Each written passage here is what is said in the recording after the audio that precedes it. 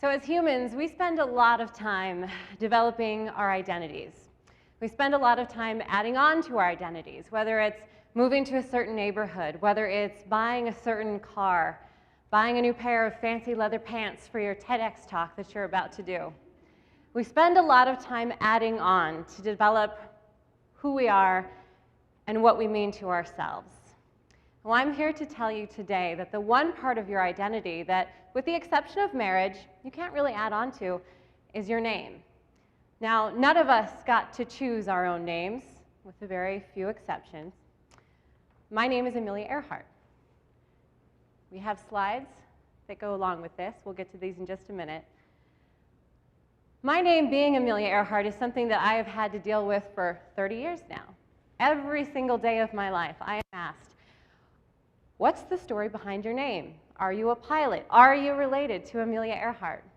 Well, the moral of the story is that the girl that you see here in this picture knows exactly who she is, but it's only because her name was taken away from her 6 weeks ago, at the most pivotal part of her life, when she told in front of the entire world on the Today Show that she was going to fly around that very same world in a Pilatus PC-12.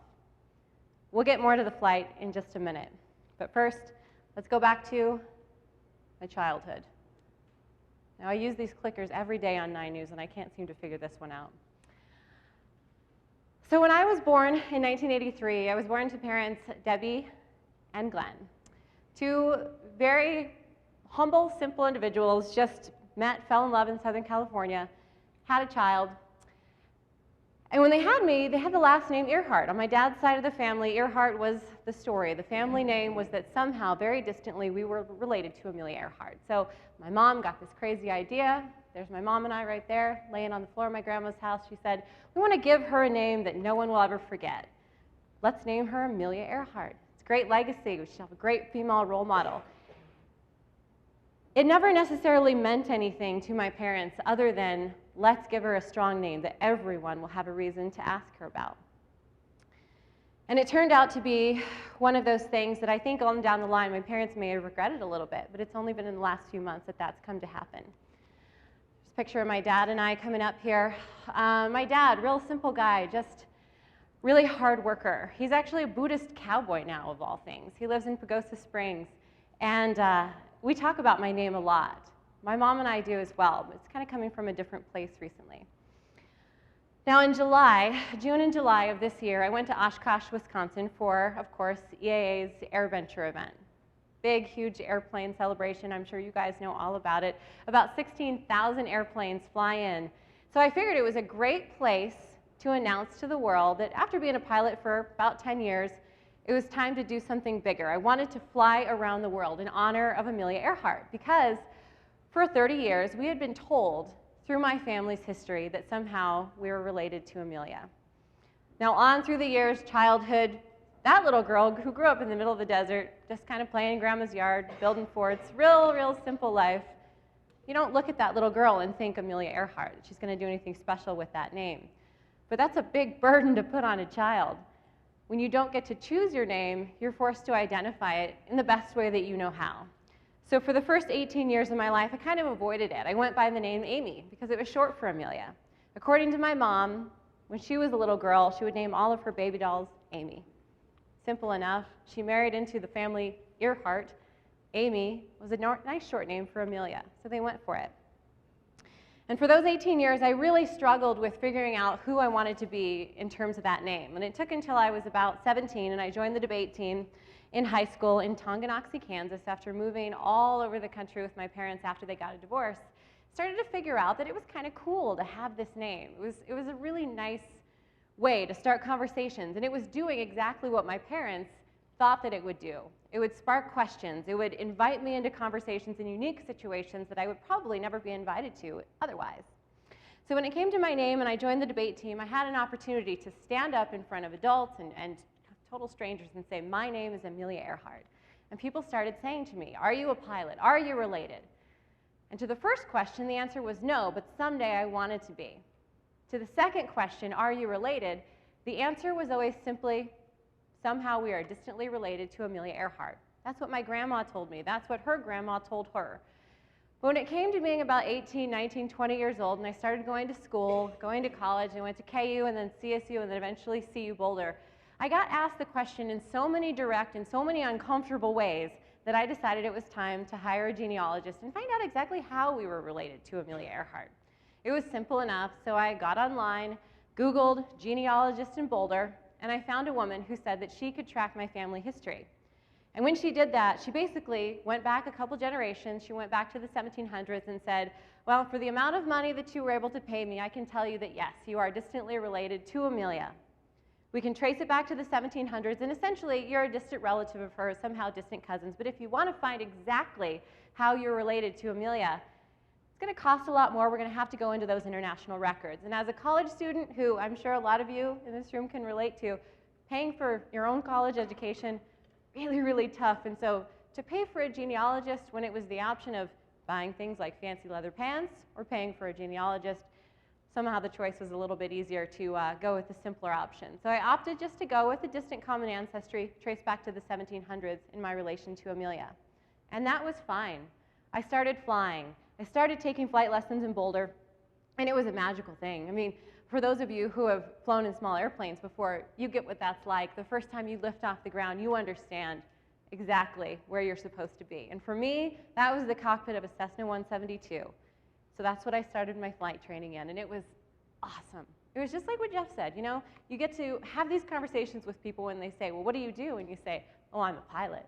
And people go, oh my gosh, you're a pilot? And they get kind of nervous and excited, and you get a confidence boost out of it. And then people would say, well, what's your name? Well, my name's Amelia Earhart, and that would make people light up even more. So on go the years. I ended up getting a job at 850 KOA doing traffic reporting and news in the middle of the night. It was the least glamorous thing I could possibly ever do. I would drive from Boulder all the way to the tech center, probably at 2, 3 in the morning, get there for the morning show. I would do radio, and then I would drive back to Boulder and go to school all day. But then traffic reverses in the afternoon, so then I would drive from Boulder to the tech center and do the same thing in the afternoon. And this happened 5 days a week. It was a terrible commute, but it was so much fun to have a real job. I had a big girl job in college, and all my friends thought that that was fantastic because I was working in a helicopter, and my name was Amelia Earhart, and I was somehow distantly related. So it was all this perfect storm of nice, happy girl, going through life, going through college. I wanted to be a teacher at the time. Well, everything progressed really nicely, kept working, got a job at Channel 9, and everything really worked out nicely there too. I was in the helicopter, and I was the girl who had the beautiful sunset, sunrise behind her head and the ponytail flipping around, and I was just happy to be up there. And it was really a nice place for me to be. This is what I get to do. People doll me up, and I stand in front of a taped up piece of yellow cardboard, and they make fancy commercials where I say things like, what's your drive going to be like? If you listen to 9 News, you've heard that a million times, and I'm sorry. I think they're going to rotate it out soon. But the point is, the job, the school career, the friendships, the flight lessons, everything was going so well. So on go the years, and I decided to make a couple flights. Now, I made a flight across the US in a Cirrus SR-22 to recreate Amelia Earhart's transcontinental flight. It was from Oakland, California to Miami. We went through Burbank, we went through Austin, we went through Louisiana, and then we eventually made it down to Miami. And that was Amelia Earhart's last flight across the US. It was the first portion of her mission on her uncompleted flight around the world in 1937. So I thought, that'd be a great way to wrap up my instrument training, or at least build the hours there. So I jumped in the plane that was donated to me. I had sponsors paying for the fuel, and it was a great mission. And it got a lot of attention. We actually made our way to the cover. I say we, myself and my instructor at the time who came with me. We got onto the cover of Plane and Pilot magazine, which was pretty cool, until the hate mail started rolling in. You would think that people would cheer you on, trying to do a good thing, just going out and having your own adventure. But people weren't too happy about that because they kept questioning, well, how exactly are you related to Amelia Earhart? We understand that that's your name, and that's fine, but what's going on here? Who are you? And are you telling us the truth? So I kind of ignored those things because that was really difficult at the time. Did I want to pay thousands of dollars to a genealogist to research my family history when, to me, it was simply the truth? I had already hired the first one, and my family had told me for years that that's just who I was. And when it comes to our identities, like I said, we can build things on, we can add on by neighborhoods and cars and homes and relationships that we build. But when it comes to our names, it's not in our nature to question what that means and who we are. So after that flight was complete, I decided I was going to make some bigger goals. Being a television news person is a really convenient job to have, but my true passion, of course, is aviation, because that's what I love to do. I want to spend time here. I mean, we've all been in situations like this. This was taken on that flight when I flew across the US. That's the wing of the Cirrus as we flew over New Mexico, and it was sunrise, and it was spectacular, and that is what lights me up. And when I'm up in the plane, it doesn't matter that my name is Amelia Earhart. It could be absolutely anything, because it's that sort of emotion and passion that really lights you up and gets you going in the morning and makes you want to do things like that. So when I announced my intention after the first flight across the US to fly all the way around the world, of course people got very upset. And I said, okay, once again, who are you? What is this connection to Amelia Earhart? We've got to know more. Well, it all kind of came to a head about 12 weeks ago, when in my mind, and I will always remember this, essentially my name was just kind of taken away from me at that point. What happened was we went to Oshkosh. Sorry, this gets to me here because I'm still trying to work through all of this. We came out with Pilatus, who's a big sponsor of the World Flight. Wings Over the Rockies Air and Space Museum is also a huge supporter. I've got a lot of individuals in my life who have come out to support, and also a couple other companies as well. And we went to Oshkosh together, and we had a big press conference set up, and we got on stage, and we said, I'm Amelia Earhart. I started a foundation. We put young women through flight school so that they can have the same passion that I do and find out who they are through flight. We're going to fly around the world. We're going to do it in June 2014, 24,000 nautical miles, 14 stops, endless blue skies and beautiful oceans to cross, and that would be the path. And my intentions were completely pure. Well, when you get out there on a national level and then you're asked to go on the Today Show and People magazine is writing articles about you, you'd think that that would be fun, and it's really not. What I'm learning is that when you put yourself out there with your big goals, you better be ready to be criticized, especially when you've got a name as important as Amelia Earhart, because she changed the course of history. And to a lot of us in this room that have aviation ties, she changed the course of what it means to fly, especially as a young woman pilot. So as the news came out, I got attacked on multiple levels. People said, well, how are you related? We've got to find out more. So I said, okay, enough is enough. This is just turning into too much of a terrible situation. We hired a genealogist. He went to Ancestry.com and said, can you help us figure out exactly this connection between Amelia Earhart and myself? And they said, sure. So they got to work on it, and a week went by, and I thought, okay, we're just going to put this to rest. The first genealogist will be proved right. My family will be proved right. And so I finally got the call after. I would call Ancestry.com, and they would say, we're still working on it, we're still working on it. And I'd call them back, and I'd say, hey, Kevin, what have you got for me? And the calls got slower and slower, and Kevin stopped returning my phone calls. And finally, he answered one day, and I said, hey, Kevin, it's Amelia. And I'm a really optimistic person. Any of you who know me know that I am, most of the time, just happy girl. And I could tell that there was something in Kevin's voice that day that was different, because Kevin had been really hopeful too. He wanted to be able to tell me, yes, this is how you're related to Amelia Earhart. And the phone call that ended that day, basically, he said, I'm sorry, Amelia, he said, the first genealogist was wrong. So when you think you're somebody for 30 years, and your whole identity of traffic reporter and pilot and strong young woman who loves flight because her name was Amelia Earhart, when that's taken away from you, that's a part of your identity that you can't really replace by buying something new, moving, finding a new relationship partner. When it's your name, there's something different about it.